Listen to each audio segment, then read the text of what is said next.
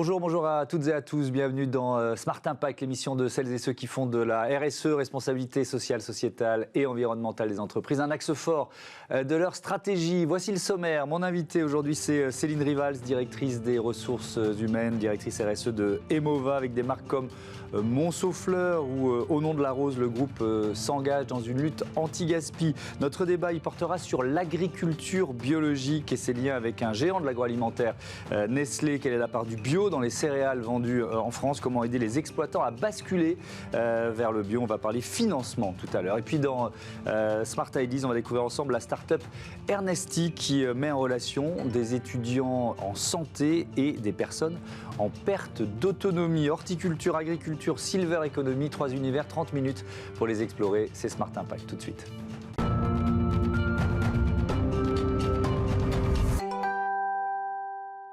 Bonjour Céline Rivals, bienvenue. Vous êtes donc la directrice des ressources humaines, directrice RSE d'Emova Group.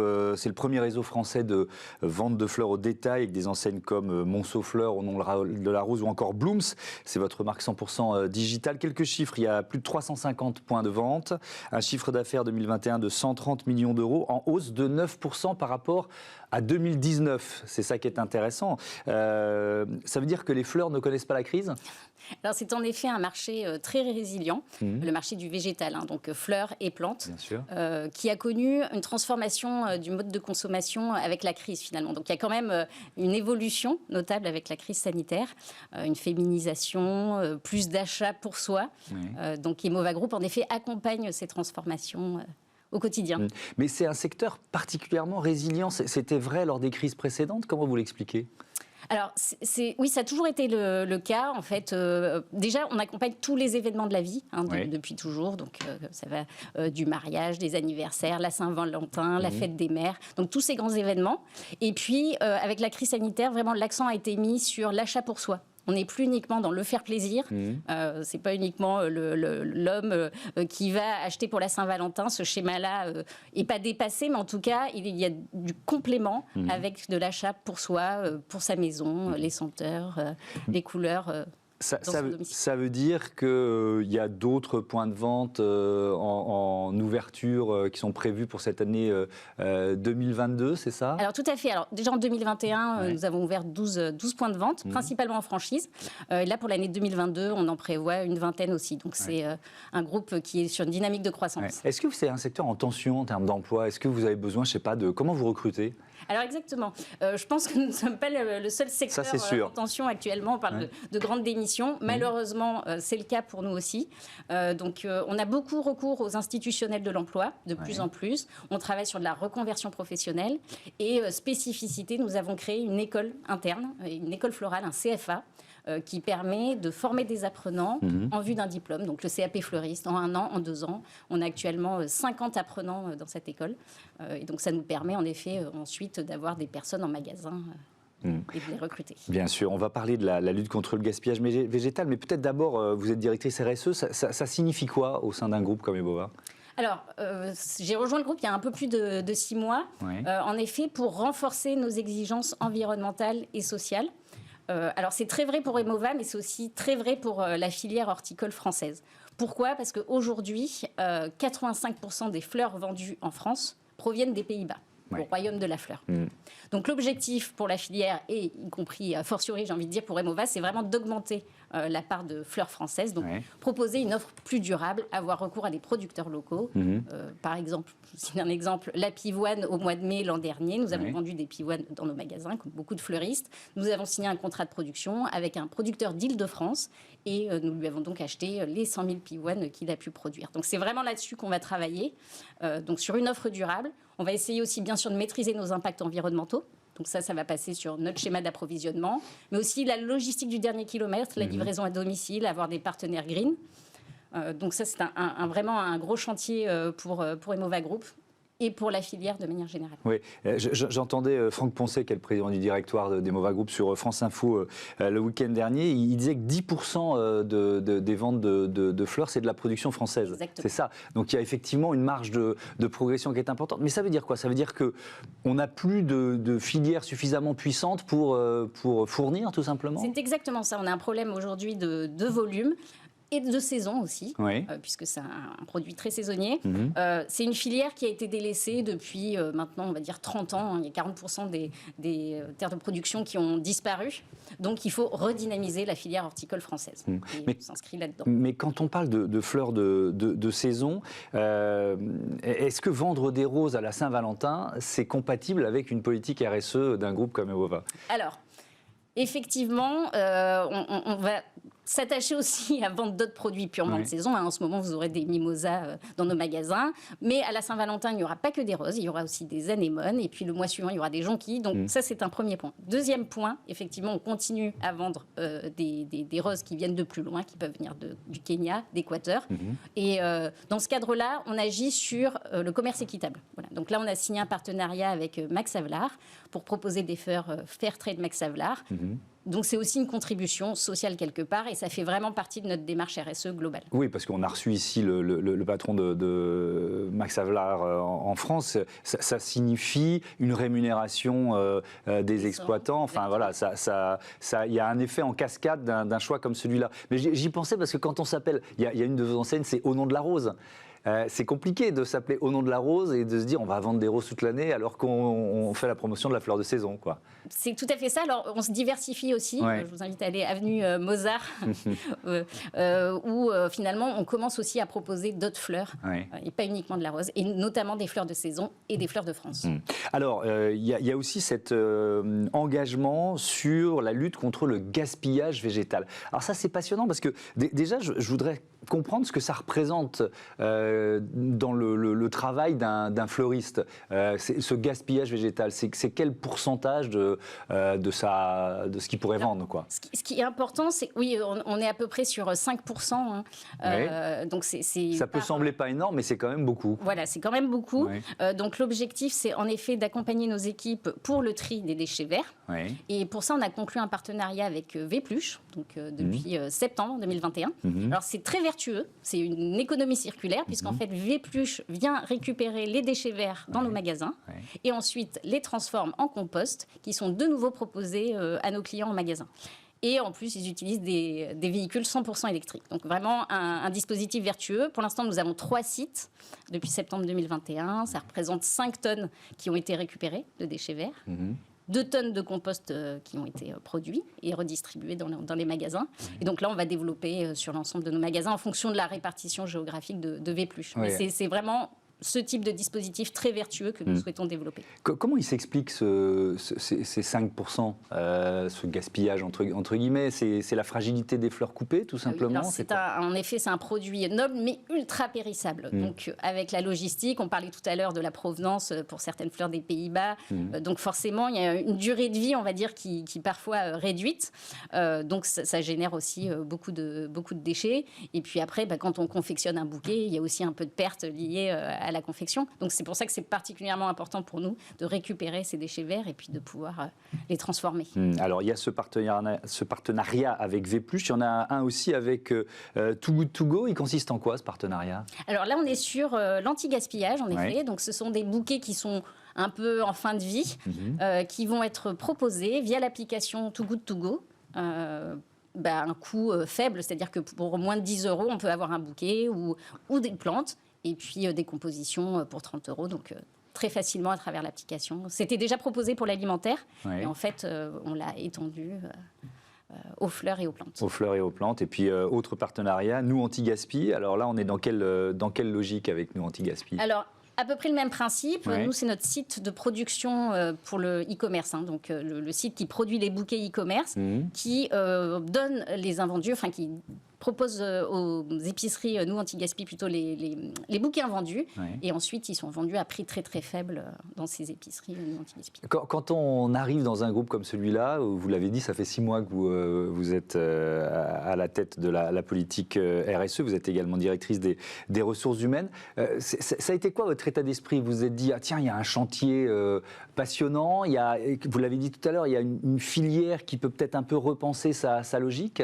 Alors, exactement. Moi, ma bonne surprise, finalement, c'était de découvrir des personnes passionnées et engagées. Donc, en fait, déjà une prise de conscience de l'évolution amorcée. Alors, sans doute accélérée par la crise sanitaire, mais ce qui m'a pleinement rassurée, c'est qu'autour de moi, j'avais des personnes qui parlaient le même langage, qui avaient les mêmes attentes. Donc finalement, on est plus dans la concrétisation aujourd'hui. Et plus dans la conception d'une démarche RSE, en tout cas en ce qui concerne Emova Group. C'est vraiment comment on traduit ça par des actions très concrètes.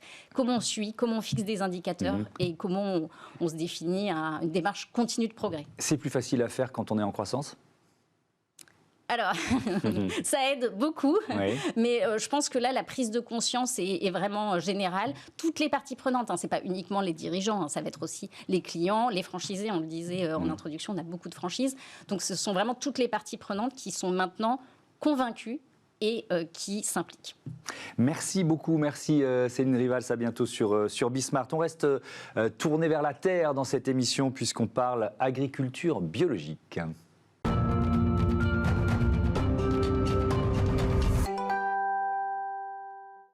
L'agriculture bio, comment la soutenir, comment la développer en France? Voilà le thème de notre débat. Et je vous présente mes invités. Pauline Ancian, bonjour, bienvenue. Vous êtes responsable RSE et bio chez Nestlé Céréales France.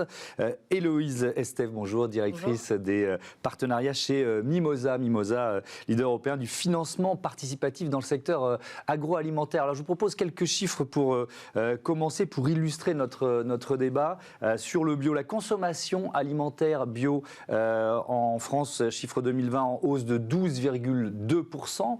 Donc il y a une appétence des consommateurs. Mais si on regarde les surfaces agricoles utilisées, c'est le terme SAU en France, le bio c'est 9,5%. Et l'objectif à la fin de cette année 2022, Héloïse Estève, c'était 15% des surfaces agricoles utilisées. On ne va pas atteindre les 15%, que les choses soient claires. Pourquoi? Comment ça s'explique? On ne va pas atteindre les 15% parce que en fait, se convertir au bio aujourd'hui, ça représente des risques pour les agriculteurs. Ça prend du temps, ça nécessite aux agriculteurs de se former et donc on doit les accompagner. Et nous, avec Mimosa, en fait, on veut accélérer cette transition agricole, notamment en agriculture biologique, par le financement. Et c'est pour ça qu'on a mis en place cette opération avec Nestlé pour accélérer la conversion en agriculture biologique des agriculteurs. Et on va détailler évidemment ce partenariat, mais ça coûte cher. C'est le coût de la conversion qui freine un peu le mouvement. Comment finalement on a pris ce retard ou pas réussi à le rattraper en quelque sorte? C'est pas tant la question du coût qui est important parce que ça peut vraiment être différent d'une culture à l'autre, d'une exploitation à l'autre. C'est plutôt la question du risque, parce que comme je le disais, ça nécessite beaucoup de temps. Ça nécessite aux agriculteurs de se former et effectivement, les investissements en matériel et en financement sont importants. Donc du coup, on met en place, nous, des actions très concrètes pour pouvoir venir accélérer cette transition. Oui, donc c'est un accompagnement qui doit durer dans le temps, si je comprends bien. Pauline Ancian, Nestlé Céréales France a l'ambition, j'ai trouvé ces chiffres, de s'approvisionner à 100% en blé complet bio en France d'ici 2025. Vous en êtes où aujourd'hui? Vous êtes tout près de ce chiffre? Vous en êtes où? Alors, c'est un engagement qu'on a pris depuis l'année dernière. Et le but, c'est de progressivement augmenter nos volumes jusqu'à arriver à ces 100% en 2025. Et à date, on en est à 30%. D'accord, donc il y a encore beaucoup de chemin. Qu'est-ce que vous mettez en place pour atteindre cet objectif? Alors, nous, déjà pour vous redonner un peu le contexte de pourquoi cet objectif, on a la chance et on est très fiers d'avoir 2 usines en France qui produisent nos céréales de petit déjeuner. Et on a la volonté... Elles sont basées où? Elles sont basées, une à Étancourt, donc dans l'Aisne, et l'autre est à Rumilly, en Haute-Savoie. D'accord. Et c'est à Rumilly qu'on produit notre gamme bio. Et on a vraiment la volonté de nous approvisionner le plus localement possible autour de nos usines pour notre blé, parce que c'est le premier ingrédient de nos céréales. Et donc, on a la volonté de reproduire ce qu'on a fait sur notre blé non bio, puisque maintenant on travaille avec 129 agriculteurs qui nous approvisionnent et qui sont situés autour de nos usines. On veut reproduire la même chose sur notre blé bio. Et donc, c'est pourquoi on travaille avec une coopérative qui s'appelle Oxiane, qui est particulièrement implantée dans ce territoire Auvergne-Rhône-Alpes, pour développer petit à petit notre approvisionnement en blé bio autour de l'usine de Rumilly. Donc il y a d'abord, et ça c'est plus ancien, une logique de circuit court, si je vous entends bien. Exactement, donc on a vraiment la volonté d'avoir cet approvisionnement le plus local possible autour de nos 2 usines. Ça veut dire quoi? Ça veut dire pas plus de, 100 km par exemple? Eh bien, par exemple, sur notre blé non bio, c'est une filière qu'on a initiée dès 2016, qui s'appelle la filière préférence. Et aujourd'hui, les 129 agriculteurs qui travaillent avec nous, ils sont situés à moins de 300 km de nos 2 usines. D'accord. On en a même Pour vous donner un exemple, autour de l'usine d'Itancourt, une quinzaine qui sont à moins de 25 km. Donc on a aussi du ultra court. Oui, ok, très bien. Donc il y a effectivement ce partenariat avec la coopérative Oxiane, il y a également Intermarché et Mimosa. Qu'est-ce que vous avez organisé? Vous avez mis à contribution les clients d'Intermarché, c'est ça? Oui, et les citoyens également. En fait, on a mis en place donc 2 collectes de financement participatif pour 2 agriculteurs céréaliers, Martial et Paul, qui se situent du coup à moins de 100 km de l'usine de Nestlé. Ouais, donc c'est région Auvergne-Rhône-Alpes, c'est ça? Il y en a un qui est en Isère et l'autre en Savoie. En Savoie, c'est exactement. Ça, ouais. Et pendant un mois, ça a été durant le mois de novembre dernier, les consommateurs d'Intermarché, à chaque fois qu'ils achetaient un paquet de céréales Nestlé bio, 20 centimes étaient reversés en plus dans les collectes de financement participatif de Martial et Paul. Ça a rapporté combien? Alors au total, les 2 agriculteurs ont récolté 24 000 €. Et ça, concrètement, ça va leur permettre de financer des achats de machines de désherbage mécanique qui est indispensable dans l'agriculture biologique parce qu'ils ne peuvent plus utiliser d'herbicides. Donc c'est 12 000 € chacun à peu près, c'est ça? C'est ça. Et ça change la donne, ça. Pardon, mais c'est beaucoup d'argent, évidemment, mais on pourrait se dire c'est pas énorme. C'est à ce niveau d'investissement que le passage au bio peut se jouer? Par exemple, Paul, qui est un jeune agriculteur de 28 ans, il voulait absolument investir dans ce matériel qui coûtait à peu près 15 000 €. Donc typiquement, avec cette opération, il peut l'acheter aujourd'hui. Et il nous a dit, on l'a eu au téléphone pas plus tard que la semaine dernière, il nous a dit qu'il avait reçu un coup de fil de son conseiller technique de sa coopérative et que c'était comme un cadeau pour lui et que sans ça, il n'aurait pas pu finalement investir dans ce matériel. Pourquoi? Parce qu'il y a une charge d'endettement qui est déjà trop lourde pour les agriculteurs. Il ne peut pas rajouter cette charge-là? Exactement. Donc on va essayer de trouver des solutions complémentaires, des coups de pouce pour accélérer leur conversion. Ces 2 agriculteurs, comment vous les sélectionnez? C'est quoi? C'est eux qui viennent vers vous? Vous les avez repérés parce que vous êtes dans cette logique de circuit court? Alors, on a vraiment travaillé en collaboration avec la coopérative Oxiane et également avec les équipes Mimosa. Et donc, nous, on a voulu soutenir en priorité des agriculteurs qui étaient au plus près de nos usines.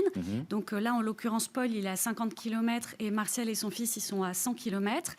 On voulait également soutenir des agriculteurs qui étaient déjà engagés dans cette conversion vers l'agriculture biologique, donc il y avait vraiment cet engagement. Pourquoi? Parce que ça fait gagner du temps d'une certaine façon. On parlait de la temporalité quand il s'agit de se convertir au bio, donc ça permet d'aller un peu plus vite s'ils ont déjà amorcé la démarche. Effectivement, la conversion au bio, ça prend à peu près 3 ans. Et donc nous, c'était important de soutenir des agriculteurs qui avaient déjà initié cette démarche et qui avaient, au plus profond d'eux-mêmes, la volonté de faire évoluer leurs pratiques, parce que comme l'a rappelé Héloïse, c'est un vrai risque pour eux. Et puis, on a aussi voulu soutenir des agriculteurs qui étaient prêts aussi à ouvrir leurs portes, parce qu'on est allé les voir ensemble avec les équipes de Mimosa, on allait les rencontrer, comprendre leurs besoins, et puis des agriculteurs qui étaient aussi prêts à s'ouvrir et à montrer ce qu'ils faisaient auprès des consommateurs. Ça veut dire quoi? Ça veut dire qu'ils vont accepter que des consommateurs viennent, ou alors que vous, sur votre packaging, vous allez les mettre en avant? Par exemple, oui, dans les collectes de financement participatif qu'ils proposaient, typiquement, ils ont utilisé ce qu'on appelle le don avec contrepartie. Donc, les citoyens pouvaient leur donner de l'argent et en contrepartie, ils pouvaient avoir ce qu'on appelle... ça pouvait être des produits, par exemple. Donc, il y a eu de la farine, il y a eu des légumes, il y a eu des céréales, etc. Et il y avait des visites de l'exploitation et même des rencontres avec ces agriculteurs. Donc, nous, on veut vraiment recréer ce lien. C'est la mission, d'ailleurs, de Mimosa, c'est de permettre de recréer ce lien entre le monde agricole et le reste de la société, qui sont, du coup, les consommateurs et également les entreprises. Et alors, donc, je repose la question concernant l'emballage. Qu'est-ce qui est le plus important? Qu'est-ce qu'on voit le plus sur vos emballages? Le bio ou finalement cette logique de circuit court? Alors, nous, sur nos emballages, effectivement, la mention bio est une mention qu'on met de manière assez importante, parce que c'est aussi ça que recherchent les consommateurs. Mais nous, on a la conviction aussi chez Nestlé Céréales que l'important, c'est d'apporter des éléments de réassurance supplémentaires. Et donc, ce qu'on va mettre en avant sur nos emballages, c'est par exemple le Nutri-Score. On s'est engagé depuis 2020 à le mettre en place, et ça, c'est une vraie démarche de transparence auprès de nos consommateurs. C'est aussi un aiguillon pour vous, pour vos équipes? C'est-à-dire de progresser pour avoir un Nutri-Score le meilleur possible. Tout à fait. Nous, ça fait 15 ans qu'on rénove nos recettes progressivement. Et aujourd'hui, on est super fiers de pouvoir dire qu'on a la totalité de nos céréales qui sont Nutri-Score A, B ou C, et même la moitié qui sont A ou B. Donc clairement, le Nutri-Score, c'est un élément supplémentaire. Et puis ce qu'on va mettre également en avant, c'est le fait qu'on fabrique en France. Parce qu'une fois encore, on est très fiers d'avoir l'usine de Rungis. Je vous pose cette question, parce qu'il y a quand même des chiffres qui ont été assez surprenants, peut-être même un petit peu inquiétants sur le marché du bio, notamment sur le lait. On s'est rendu compte qu'il y avait un mouvement chez les consommateurs vers le local, c'est-à-dire qu'ils préfèrent acheter du lait local plutôt que du lait bio un peu plus cher. Est-ce que ça vous inquiète sur l'avenir du bio finalement? Ou est-ce que ça vous incite, pardon de reprendre la main, mais à mettre plus en avant l'aspect local de votre démarche de relocalisation plutôt que l'aspect bio? Ce qu'on ressent, c'est que les consommateurs maintenant, ils veulent plusieurs choses.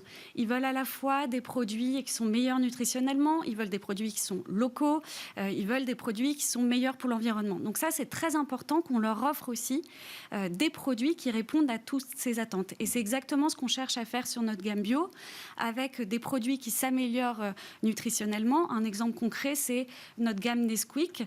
Nesquik Bio vient de passer d'un Nutri-Score B à un Nutri-Score A. Donc on continue ces améliorations. On cherche à leur offrir des produits qui soient plus locaux, produits en France, mais aussi avec du blé qui est sourcé autour de notre usine. Et je pense que ce qui est très important aussi, c'est de rendre accessible à tous le bio. Et nous, c'est vraiment le défi qu'on a eu quand on a lancé notre gamme bio en 2018 avec des marques iconiques comme Chocapic, comme Nesquik, comme Cheerios. On a vraiment réussi à rendre le bio plus accessible avec des profils d'acheteurs qui sont plus jeunes, plus familiaux et des foyers aussi un peu plus modestes que la moyenne des céréales bio. Donc, il y a tout ce cheminement de rendre plus accessible et en même temps d'apporter une valeur ajoutée supplémentaire au bio. Héloïse Estève, est-ce que cette bascule entre le bio et le local, vous la voyez sur d'autres produits que le lait en ce moment? En tout cas, chez Mimosa, c'est sûr que c'est deux axes qu'on voit beaucoup. L'agriculture biologique, c'est énormément de projets aujourd'hui qui sont sur la plateforme. Et la dimension du local est hyper importante parce que les citoyens aujourd'hui qui soutiennent nos projets, il faut savoir que 70% d'entre eux, en général, sont issus du même territoire.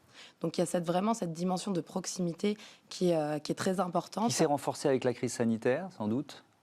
Je pense. Ouais, certainement. Vous l'avez ressenti, ça, dans les projets que vous accompagnez? C'est vrai que nous, pendant la crise sanitaire, finalement, l'activité chez Mimosa a bien fonctionné parce qu'il y a eu cet élan vraiment de solidarité et vraiment, chez Mimosa, on croit en l'humain. Et ça s'est vraiment ressenti. Je reviens, et on va terminer là-dessus, sur vos recettes, parce que c'est intéressant et je pense que ça peut être bon de le spécifier. On ne change pas de recette en un an, quoi. C'est-à-dire que c'est un processus lent pour ne pas choquer le consommateur, c'est ça? Exactement. C'est un processus, nous, qu'on a initié depuis plus de 15 ans. Et on est venu rénover progressivement, année après année, nos recettes. Moins de sucre, moins de gras. Exactement. Moins de sucre, moins de sel, moins de gras. Plus de fibres aussi, parce qu'on a mis des céréales complètes qui sont maintenant l'ingrédient numéro 1 de nos céréales. Et c'est très important de le faire progressivement pour, en fait, habituer le consommateur à ces goûts moins sucrés. Notamment. Merci beaucoup à toutes les deux, c'était passionnant. On passe à Smart Ideas tout de suite.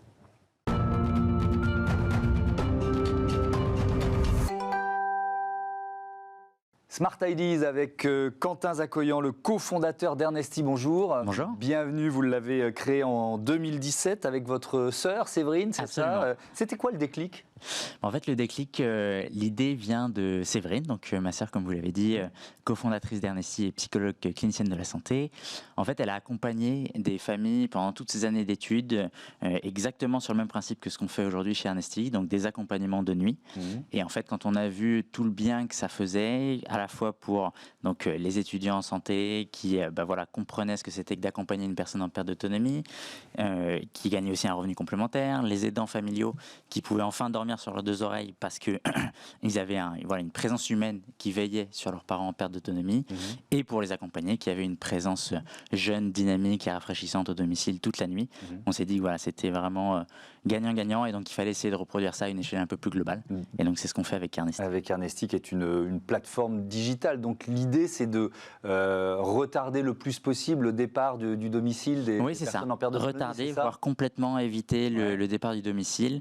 Nous, voilà, notre mission, c'est vraiment d'essayer de faire qu'il n'y ait aucun placement en institution forcé quand la problématique est juste une problématique de présence la nuit.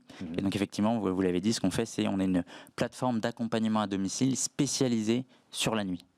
Donc alternative aux EHPAD, on l'a bien compris. Ça marche comment, tout simplement? C'est une plateforme? Oui, c'est ça. En fait, c'est de la mise en relation? C'est ça. On fait donc de la mise en relation. On va mettre en relation les aidants familiaux qui recherchent une présence de nuit pour un proche ou un parent en perte d'autonomie avec des étudiants en santé. Ouais. Ça va donc être des étudiants en médecine, soins infirmiers, psychomotricité, etc., qui sont disponibles pour venir toute la nuit au domicile de la personne. Ils arrivent à 20h, ils repartent le lendemain matin à 8h et ils assurent une présence humaine rassurante, bienveillante et sécurisante. Et si vous voulez, donc nous, notre rôle, c'est à la fois la mise en relation, mais en plus de ça, tout le suivi de l'accompagnement.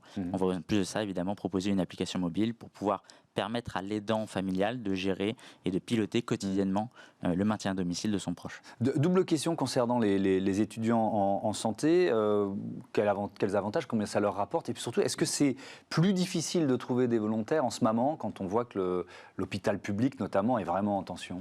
Oui, alors effectivement, deux excellentes questions. Donc, pour répondre sur la première partie sur le revenu de ces étudiants, donc nous, on fonctionne via le dispositif du particulier employeur. Donc, tous les étudiants sont particuliers employeurs des accompagnés ou des aidants familiaux. Donc pour prendre l'exemple d'un accompagnement de nuit standard de 20h à 8h, l'étudiant va être rémunéré 50 € net. À cela vont s'ajouter 23 € de cotisation sociale prélevée par le dispositif du CESU et 15 € de frais de service TTC pour Ernesti. Donc ça fait 50 plus 23 plus 15, 88 €. Et en fait, après crédit d'impôt, ça ne revient plus à la famille qu'à 52 €. Et ensuite, sur la deuxième question de est-ce qu'on arrive à trouver des étudiants, eh bien, écoutez, nous, on a dépassé la barre des 10 000 étudiants inscrits et on a pour but de doubler cela en 2022. Et on pense que vraiment, c'est absolument complémentaire avec toutes les formations. Donc, tous nos intervenants sont exclusivement des étudiants en santé. Et donc, honnêtement, on a des très bons taux d'engagement. L'objectif, c'est juste qu'un maximum d'étudiants en santé entendent parler d'Ernesti et donc nous rejoignent. Ben voilà le message, vous êtes en train de le faire passer. 4 ans après la création d'Ernesti, vous êtes en pleine croissance. Il y a eu une levée de fonds l'an dernier. Tout à fait. De quel montant? Et puis surtout pour faire quoi? Tout à fait. Écoutez, on a levé 600 000 € en fonds d'amorçage en début de l'année 2021. Et en fait, ça a servi tout simplement à se structurer. Ça a permis de... Voilà, maintenant, on est une douzaine chez Ernesti. Ça nous a permis maintenant on est présent dans toute la France. Donc c'était principalement ça. Et puis l'autre volet, bien sûr, de développer notre partie technologique parce que nous, on croit vraiment au fait que le digital peut venir simplifier toutes les problématiques de staffing, qui vient quand, la transmission d'informations. Vraiment, l'objectif, c'est de faire un outil digital qui permette de prendre en charge toute la partie chronophage. Et donc, on investit beaucoup dessus pour pouvoir proposer quelque chose. Dernière question, vous vous rémunérez, pour la perceuse, avec un pourcentage de ce que versent les aidants familiaux, c'est ça? Tout à fait. Alors nous, effectivement, on prend en fait pour un accompagnement de nuit standard, on prend donc 15 € TTC. Et c'est donc nous, on a choisi d'avoir un business model qui soit très simple, très clair. Donc l'objectif, c'est ça, c'est plus on utilise Ernesti, plus on rémunère Ernesti. Mais si on utilise Ernesti plutôt sur des choses ponctuelles, et ça marche aussi. Et donc voilà. Merci beaucoup. Et la perceuse, ça empêche les aidants familiaux et les personnes en autonomie de bien dormir la nuit. Mais enfin, nous, on est de jour, donc on va supporter ça. Merci beaucoup. Merci à vous. Bon retour, bonne fin de journée. C'est la fin de cette émission. À demain pour un autre numéro plus calme, j'espère, de Smart Impact. Salut à toutes et à tous.